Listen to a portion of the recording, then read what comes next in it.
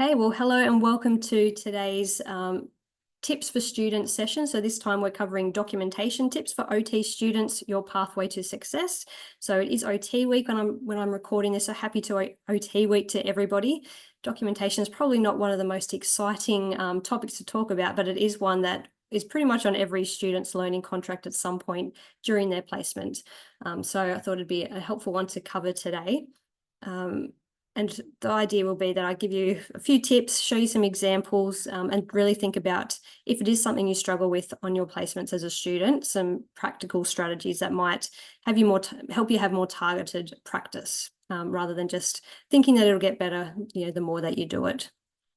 But before we get any further, just like to do an acknowledgement of country. So I'd like to acknowledge the Quandamooka people, who are the traditional custodians of the lands, winds and waters where I'm situated to provide this session today. And I pay my respects to elders past, present and emerging, and acknowledge all Aboriginal and Torres Strait Islander people present today or watching the recording. So what will you get out of this session? What are the learning objectives? Hopefully we'll be able to squeeze all this into about 30 minutes of content. I am happy to stay back if anyone's got questions afterwards that they'd like to ask me as well. And if you're watching the recording, there's other ways that you can send me some questions, which I'll explain to you. So hopefully by the end, you'll be able to explain why clear, timely documentation is important. You'll be able to outline some important considerations about documentation that's relevant to clinical placements, and we'll do that in the form of 5 frequently asked questions that probably have been coming up lately. Reflect on what aspect of clinical handover is difficult for you. Practice writing some progress notes for an OT hospital-based functional assessment. And if you're watching the recording, you can actually stop and have a go yourself. Otherwise, in the session live today, I'll do a quick run through for you. And then hopefully be able to utilize some targeted strategies to optimize your practice for documentation. So a little bit about me for those that have just come across me in this session. So I graduated in 2008 with a first class honours and a university medal. So I call myself a proud OT nerd and pretty much have been since I was at university. So I've had experience across public and private sectors in both inpatient and community caseloads, primarily working with adults. So I'm not really a peds OT, but I've worked across neuro, burns, hand therapy, orthopedics, aged care, acute medicine, surgical wards, rehab wards, palliative care, all those sorts of hospital caseloads. And now I currently have a private sector NDIS caseload. So I don't do a lot of clinical work myself, but I work casually for another company, working with adult NDIS participants, primarily doing report writing and case conferencing their tricky clients is what my role is there. I also work as a sessional academic for ACU, so one of the universities. So that's why I sort of got a good idea of what they're teaching you at university. Also supported lots of students myself as a student unit supervisor and a direct supervisor for students on clinical placement. So I hope to try and help you bridge the gap between what they're teaching at university, what you need to know on placement, and then eventually what you need to know once you've graduated and you're working as a real life OT. So I launched Your OT Tutor about 2 years ago in July 2022. Lots of things. If you haven't seen my website or my YouTube channel, jump on and check out all those. There's lots of different things, lots of freebies, resources, free recordings that you can watch. And coming soon, I'll have a student membership, which is sort of what this is a bit of a taster session of. So that'll probably launch in January next year, possibly a little bit sooner. We'll see how quickly I can pull everything together. So that will hopefully put all of those really student-specific resources into one place for you. And a little sort of plug at the end was that I was recently nominated as a finalist for OT of the Year at the Allied Health Awards, which is like a national award event for Australia. So that was pretty cool.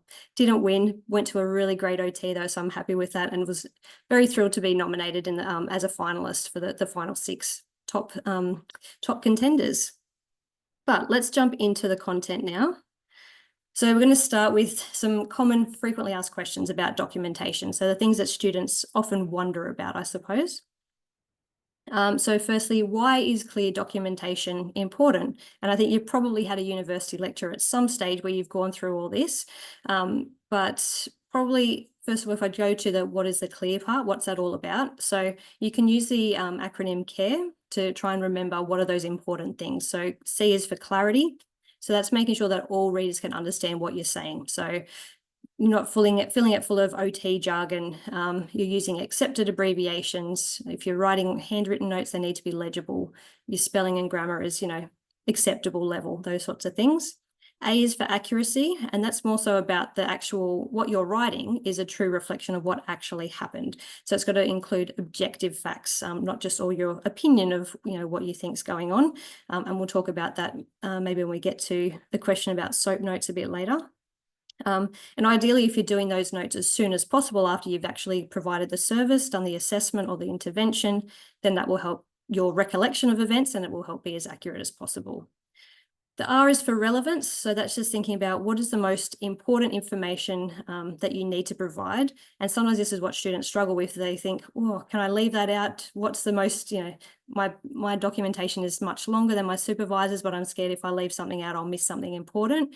And that is something that you'll get with some practice, with some targeted feedback from your supervisors as well, to really focus in on what is the most relevant information for my OT scope or the role within that particular setting, so that you're only really covering that relevant information. Even if you find out lots of really cool information about your client, if it's not really critical for what it is you're doing with the client in that session, you don't necessarily need to write everything down. And then E is for exceptions. So this is where it's really important, particularly, well, pretty much in any setting, that we don't just write what we do, but we really highlight if something that we did or that came up in that session is different to expected. So that's what they mean by deviations. So it could be, for example, that you had to do a slightly different treatment protocol. Maybe you're a hand therapist and you had to do something slightly different for a particular reason for your client. Then you want to make it really clear as to what you did that was different and why it was different. Same as it could be that you've made a recommendation that your client uses a shower chair or a toilet frame when they go home from hospital, and they're just like, nope, I'm good, thanks, I'm not going to include that. You don't leave it out of your notes.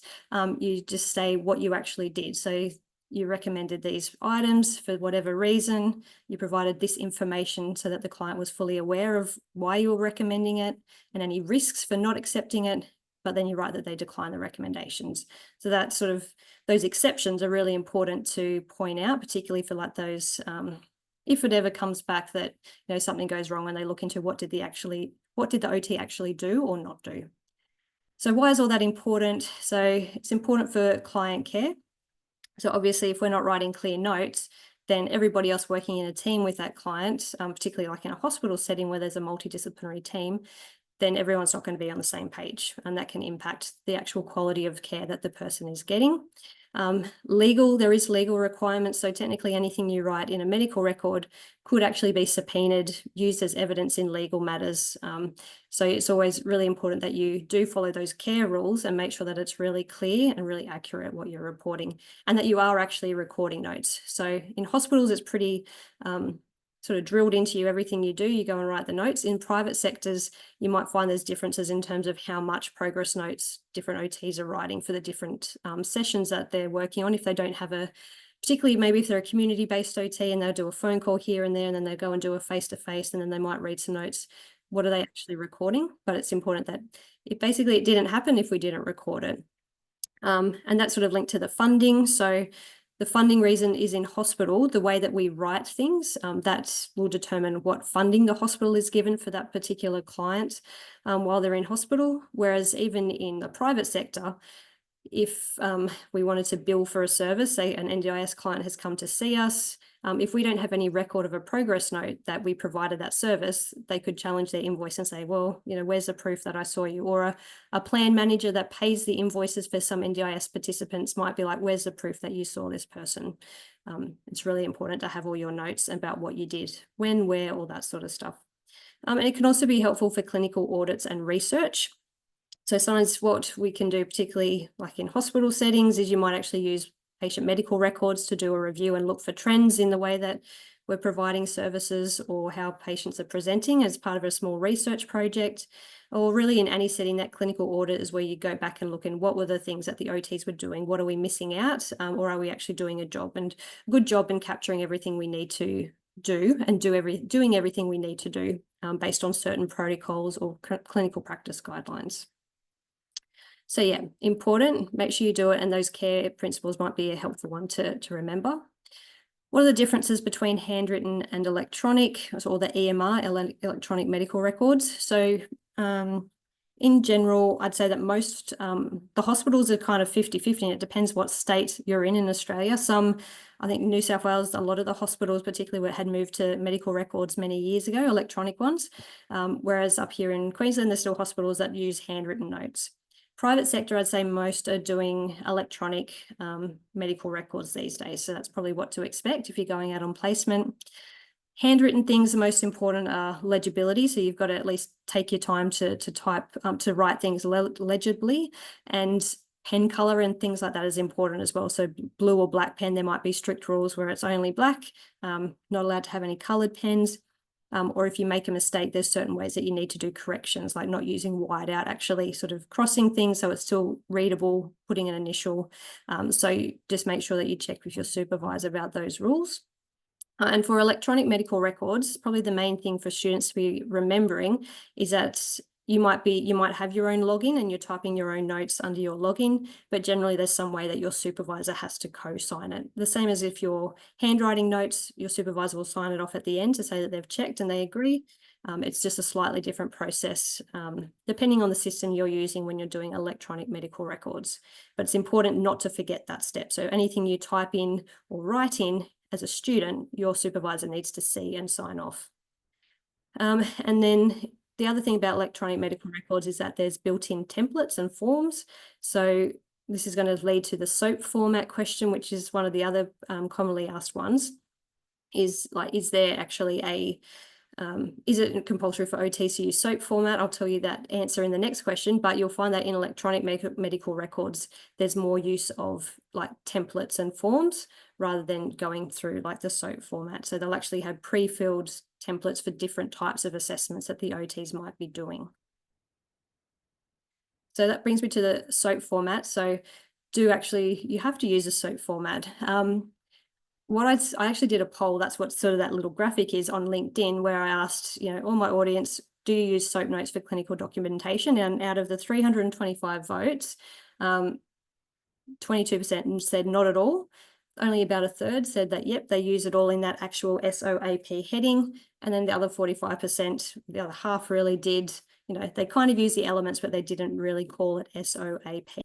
So the point of this, probably the question for you, is just to know that when you go out on placement, it's not a guarantee that you'll be having to write SOAP notes, but you could come across a supervisor that does use that format.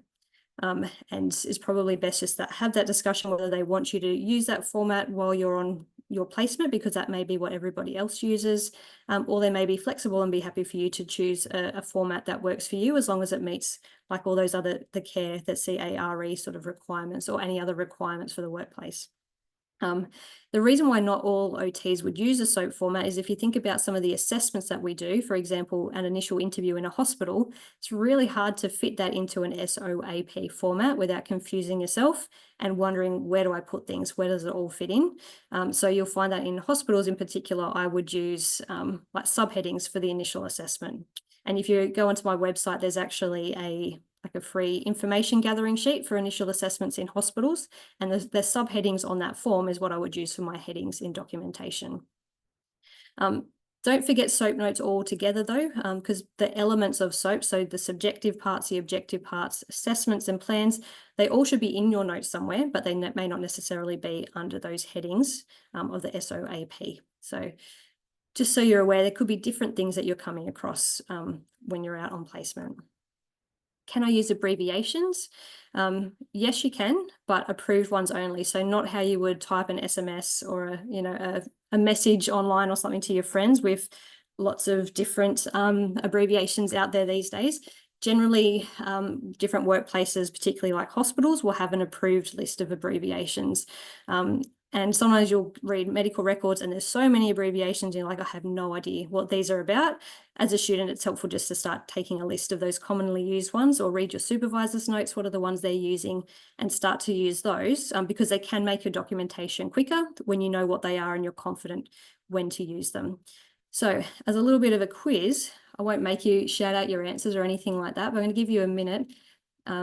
You can see that's how similar some of the abbreviations can be, and why it's really important to make sure that you get it right, because it can mean very different things. So for example, we've got SOB, SOOB, SOBOE, SOEOB.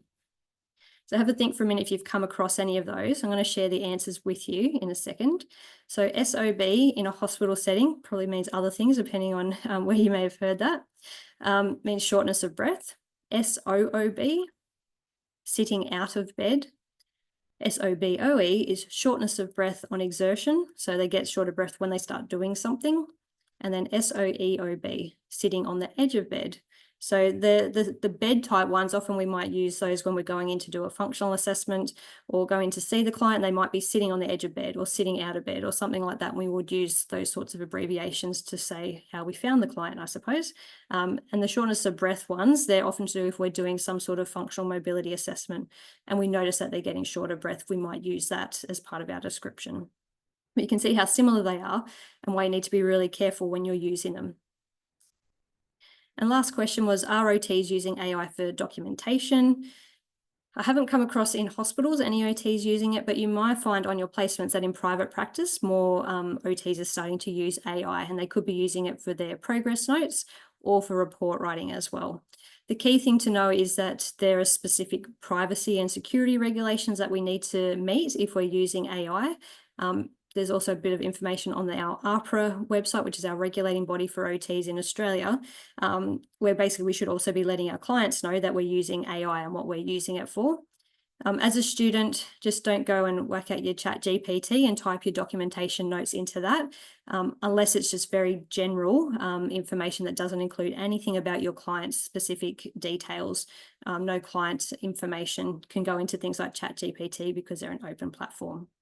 If you want to keep up to date with what's happening in the world of AI and OT, in Australia, there's an OT called Jessica Francis, who's got a business called The Training Club, and her focus is on AI and sort of technology for OTs in their business. So I've got a link to her at the end, which I'll share with you as well. I want to give you an example now. So I'm going to drop it in the chat for those that are still here. If you can't access it because you're on your phone and watching, that's okay. I'm going to try and screen share with you. Let me just find the one that we want.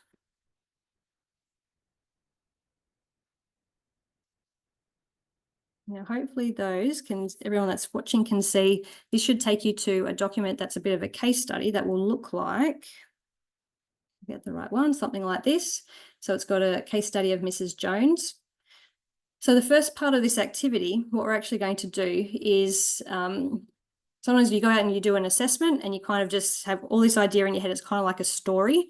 And sometimes what I've seen with OT students when they're trying to document it is they kind of document it like a story. So there's paragraphs, there's big long sentences, there's too much sort of fluffy information that's nice to know but not really essential.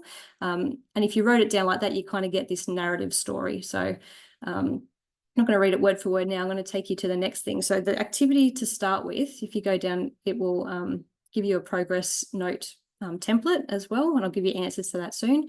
So using the template provided, identify which parts of the description could fit under each section of the template and then have a go, basically. So if you're watching the recording, you can try and stop the recording and have a go at this and then check some answers. But for today, those live, I'm going to skip through and give you the answers. So this is the template I'm talking about. So out of this long narrative up the top that I just scrolled past, what parts might fit in under this introduction? What might fit under assessment? What might fit under treatment? I've got this on a slide to try and make it a little bit easier for you to see what's going on.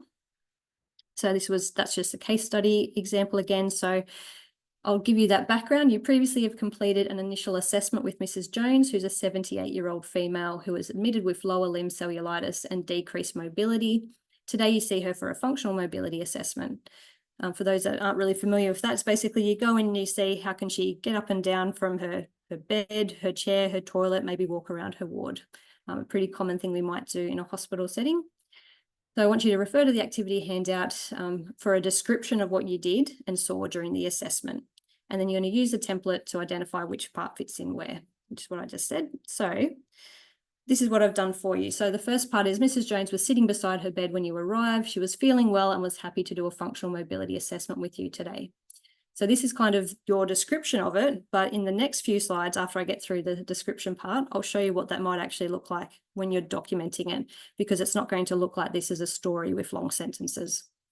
And you can go back and watch the recording and sort of compare the two.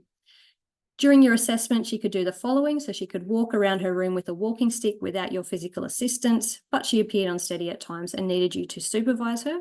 She could get out of her chair by herself, but needed to use both arms to help.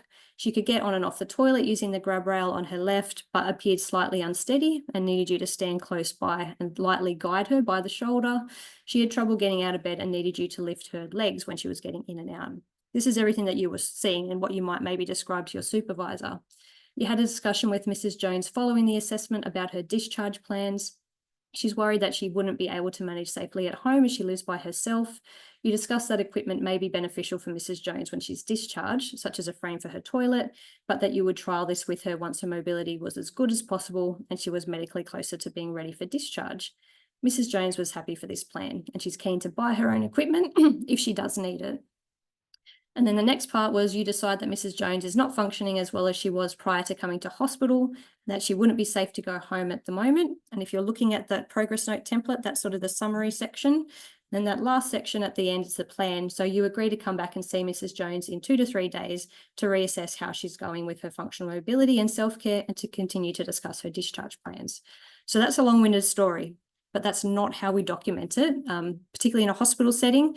And even in, like, if you're doing something similar in a community setting in private sector, we would document it differently as well. So this is just an example. You'll get this on the that link that I gave you, and I'll make sure it's available in the recording. This is just an example. So the introduction just gets cut down to patient seen for functional mobility assessment, patient SOOB, sitting out of bed, and agreeable for OT assessment treatment with the OT student. And the assessment part was completed functional mobility assessment. And you can see this doesn't follow the SOAP format. And even and this is where it gets really confusing and tricky for students. And my main tip is just to go with whatever your supervisor recommends you do, because that'll be the easiest way to get through your placement and to make it all make sense. And once you're working as your own OT, you can then discuss with your supervisor and probably develop your own style of documentation as long as it meets all the requirements.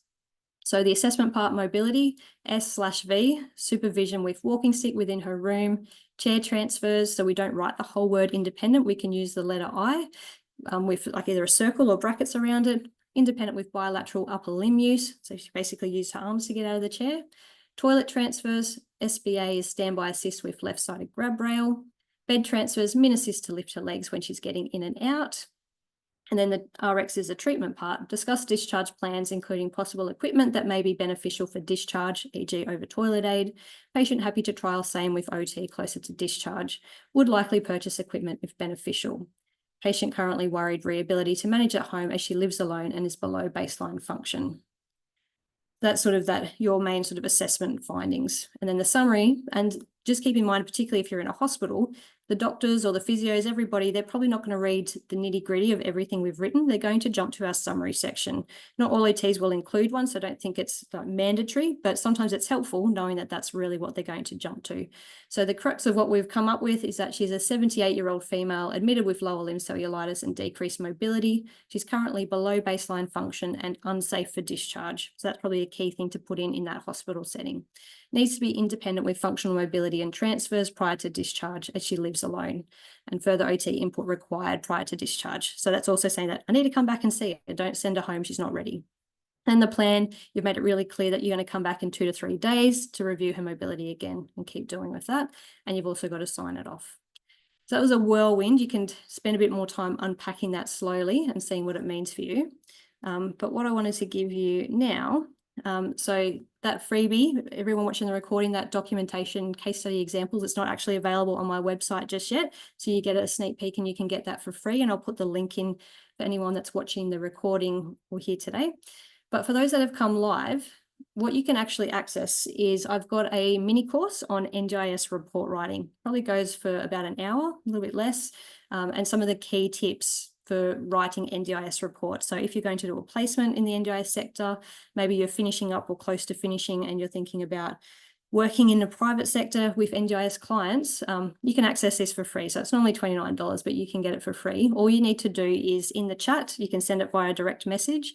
Just let me know your full name and an email address, because you access it via a learning management system. And what I do is I just give you access basically, and that'll pop up on a dashboard. You can view it on a desktop, laptop, or on a mobile app as well. So if you'd like that, just send me a direct message in the chat and I'll give you access to that as well. Or if you're somewhere where you can't actually type at the moment, just let me know that you were here live in the session, and that you would like the mini course, and make sure you do that today before I release the recording, and I'll make sure I give that to you as well. Okay, and what I might just quickly do,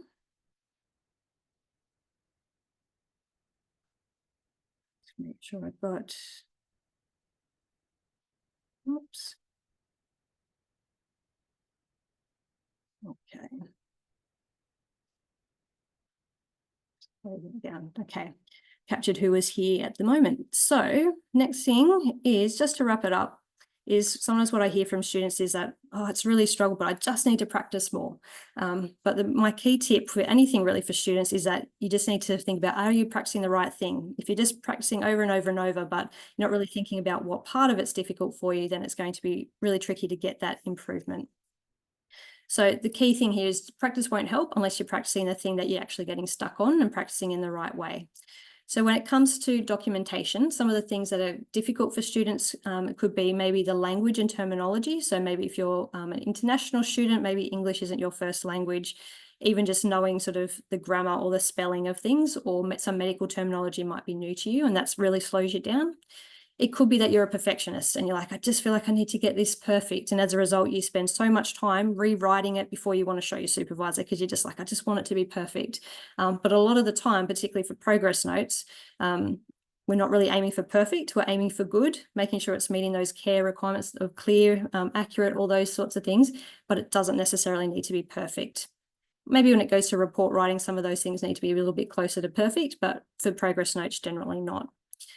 It could also be that you get like a blank page mind blank. So you go to type your notes, you could tell your supervisor all about it. Yeah, this is what I did, this is what I think. And they're like, great, go write it down. And you look at the screen and you're like, it's gone. I don't know where to start. I don't know like what I should type.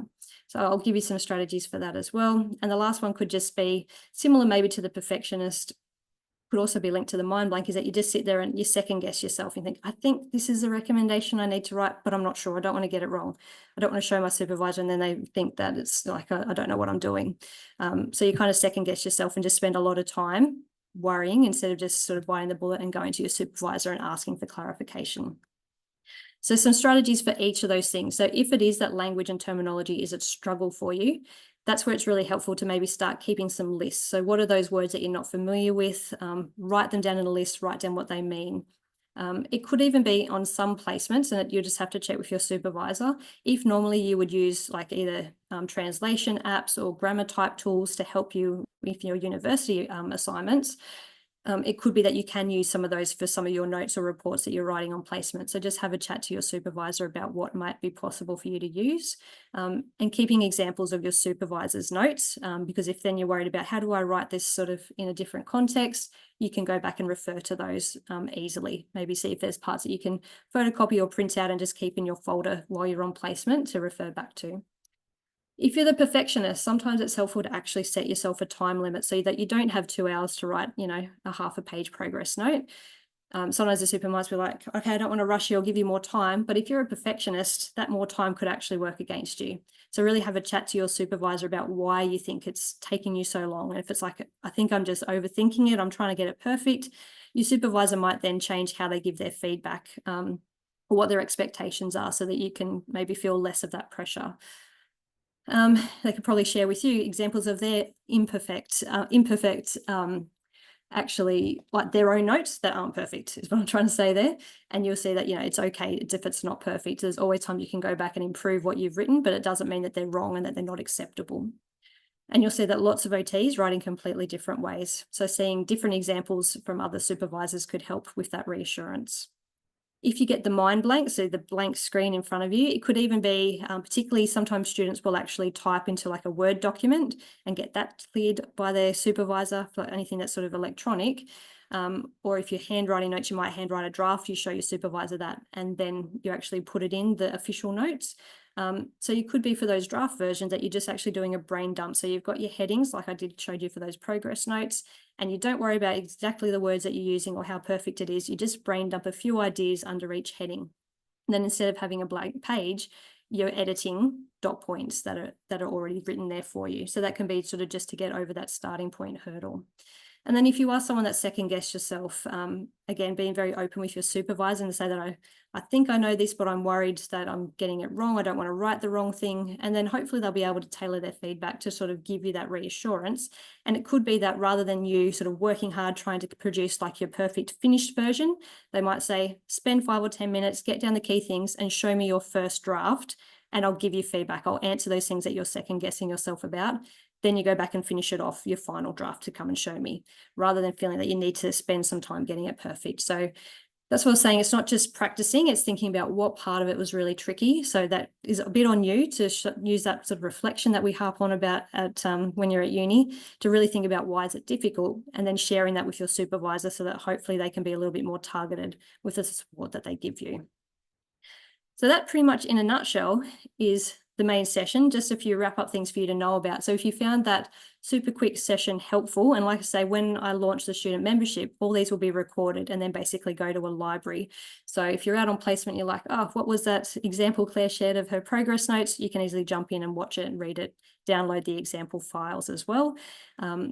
It's going to be covering things like skills you need for placements, like documentation. And if you go to my YouTube channel, I've covered clinical handover as well. So actually telling someone about your patients.